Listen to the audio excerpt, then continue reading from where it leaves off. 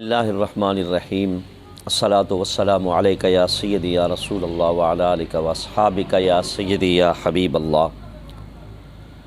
آج مرخہ 16 جنوری بعد نماز عشاء طارق لبیک یا رسول اللہ پاکستان کے ذلی عہدیداران کا ایک وفد مرکزی امیر طارق لبیک یا رسول اللہ پاکستان حضرت علامہ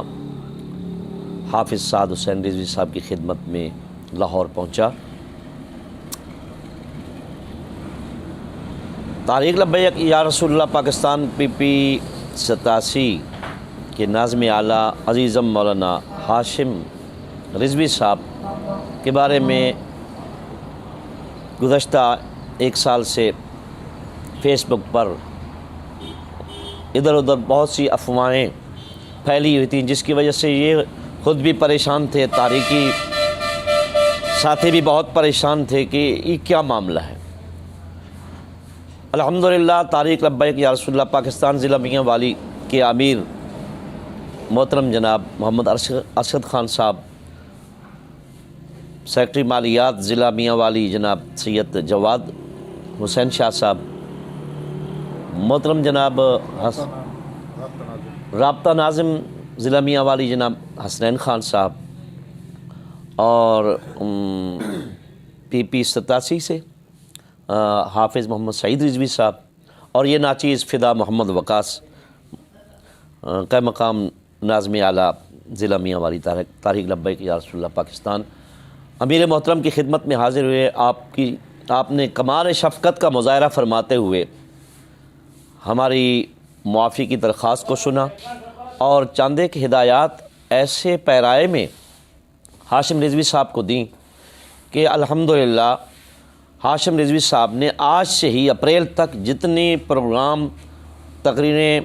یعنی پروگرام دیے ہوئے تھے وہ تاریخیں سب کے سب کینسل کر دیں، اور مرکزی امیر حضرت حافظ سعد حسین رضوی صاحب کے حکم پر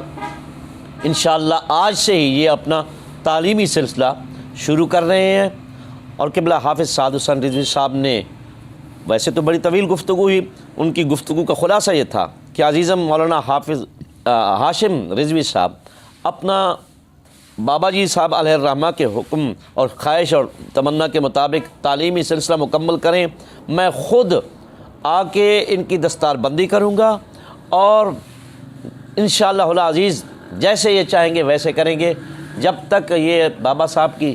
خواہش پوری نہیں کرتے، یہ اپنی دیگر تعلیم کے علاوہ دیگر جو غیر ضروری سرگرمیاں ہیں معطل کر دیں۔ انہوں نے قائد تاریخ کے حکم پر اپنی تمام تر غیر ضروری مصروفیات ترک کرتے ہوئے آج سے ہی ضلعی عہدیداران کے سامنے عہد کیا کہ میں انشاءاللہ العزیز حضرت امیر محترم قبلہ حافظ سعد حسین رضوی صاحب کے حکم پر انشاءاللہ اپنی تعلیم کو جاری رکھوں گا، اور انشاءاللہ اس سلسلے کو جلد از جلد پایا تکمیل تک پہنچا کے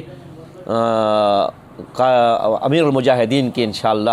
حکم کی بھی تعمیل ہوگی اور ان کی خواہش کا بھی احترام ہوگا، اور جس طرح تحریکی ساتھی یا امیر محترم کا حکم ہوگا اسی طرح اپنی سرگرمیاں جاری رکھوں گا۔ اس پر ہم انشاءاللہ ضلعی عہدیداران کی طرف سے ہاشم رضوی صاحب کے نہ صرف یہ کہ خراج تحسین پیش کرتے ہیں